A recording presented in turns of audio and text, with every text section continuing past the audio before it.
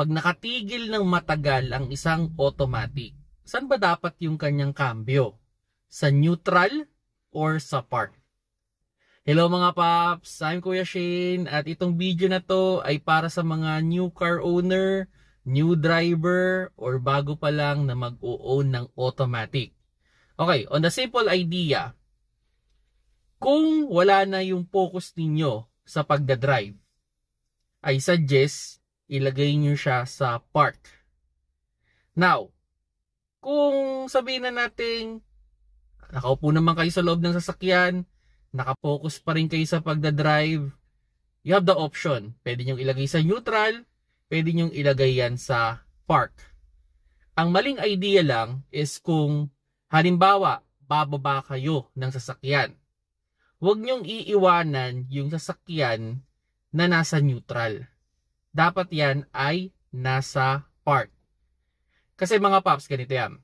Pag nasa neutral ang inyong shifter, napakadali niyang ilagay sa drive. Kung i-experiment ninyo, pag naka-neutral kayo, kahit hindi kayo umapak ng preno, napakadali niyang ilagay sa drive. So, ang effect, okay, paano? Ito sabihin natin, ba, may ginagawa kayo sa loob ng kotse. O accidentally na nabangga ninyo yung shifter ninyo. Pwedeng umabante yan, baka magulat kayo.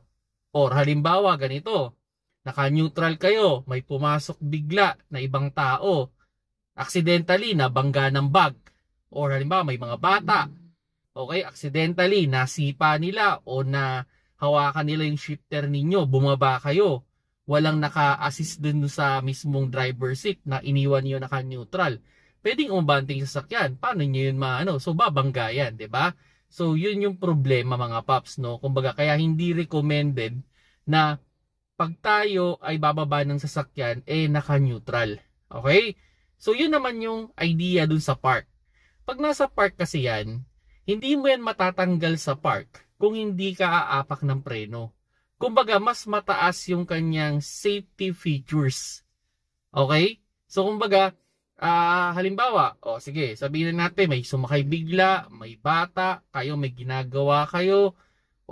Kung hindi nyo aapakan yung preno, hindi nyo yan marirelease sa park. Okay? So, ganun yung pinaka-idea dyan, Okay, now, sabihin na natin. Ako kasi, personally, may rules ako, with regards dyan sa park and neutral. Halimbawa naman, traffic light. So, usually naman, ang traffic light, mga 2 minutes lang naman yan.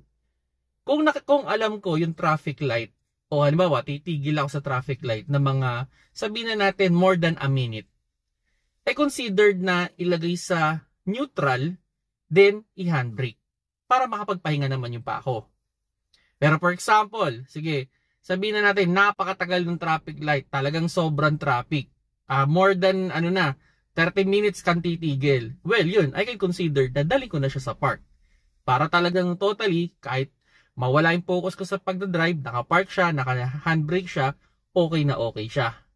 Okay? Pero ang pinakamali, halimbawa, ito, sinari din, mali maling ginagawa.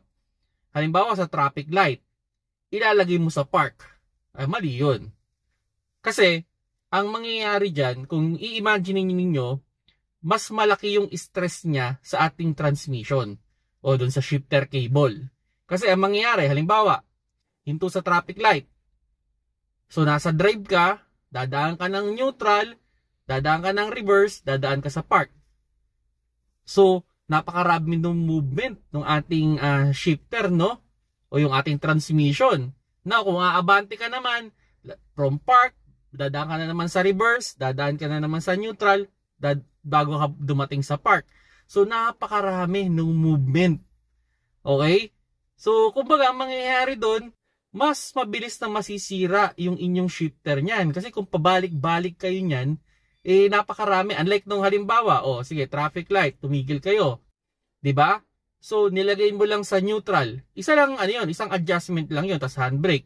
Pagpapaabantehin mo, lagay mo sa drive, release mo yung handbrake, okay na, tatakbo na ulit. So, ganun lang yung pinaka-idea mga paps, Pag sa neutral and park, kung nakita naman ninyo na more than a minute, you have the option. para ilagay pa sa neutral, okay? Then i-handbrake. Pero yun nga, hindi ko i-advise kung titigil kayo ng sandali, dadalhin nyo sa park, tapos ibabalik nyo na naman sa drive. Kasi ayan, minsan may nakikita talaga ako niyan sa mga traffic light. Kasi mapapansin mo naman yan eh. Iilaw yung kanilang yung ilaw na puti na ibig sabihin dumaan ka doon sa reverse. So maling maling practice 'yun mga paps, no? Kumbaga, pag kayo ay hihinto lang naman ng sandali, nasa loob naman kayo ng kotse, yung attention naman ninyo ay sa pagda-drive, pwede nyo ilagay lang yan sa neutral, then handbrake. Okay? Then okay, so ito naman, yung isang pinagtatalunan din dyan, yung neutral tsaka yung drive. Okay? So neutral and drive, traffic light ulit. Okay, pag ano naman ang sistema, yun, kung more than a minute, you have the option to put on neutral. Okay?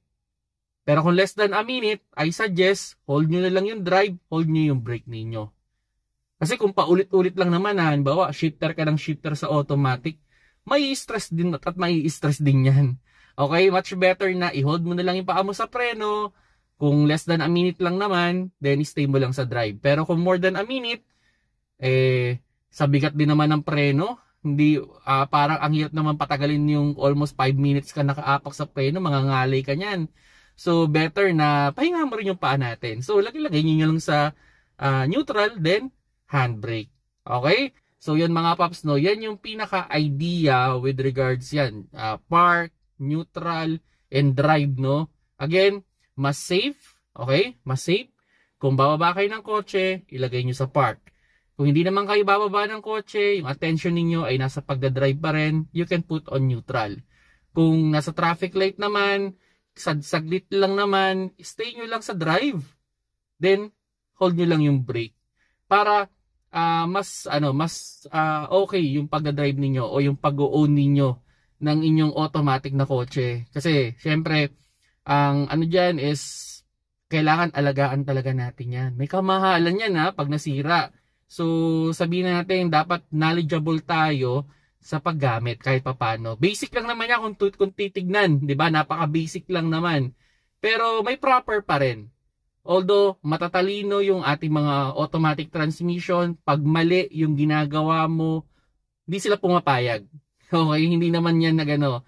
May mga kotse nga na halimbawa naka-neutral ka, bumaba ka, mag-a-alarm 'Di ba? So hindi ka naman papayagan usually ng kotse. Kaya kumbaga i-record ka nilang ilagay sa park. Pero ayun, may mga common na tanong, sir, walang park yung akin neutral lang. So neutral yun lang ilagay. Kasi yung mga yung mga kotse na manual yung kanilang transmission pero automatic yung sistema ng cambio niya. So pwede naman yun. So yun mga paps, no, sana nakakuha kayo ng idea with regards automatic. If you have some question with regards automatic, just comment down below. Try nating sagutin yan. Okay, at maraming salamat sa mga nanonood, nagko-comment, nagla-like man dyan. Ayun, kung hindi pa kayo dito, try ninyong i-click yan. Kung ano man yung pwede nyo i-click dyan para ma-notify kayo sa mga susunod ko pang video i-upload with regards kotse. Kung nagustuhan nyo yung video, paki-like na lang mga paps.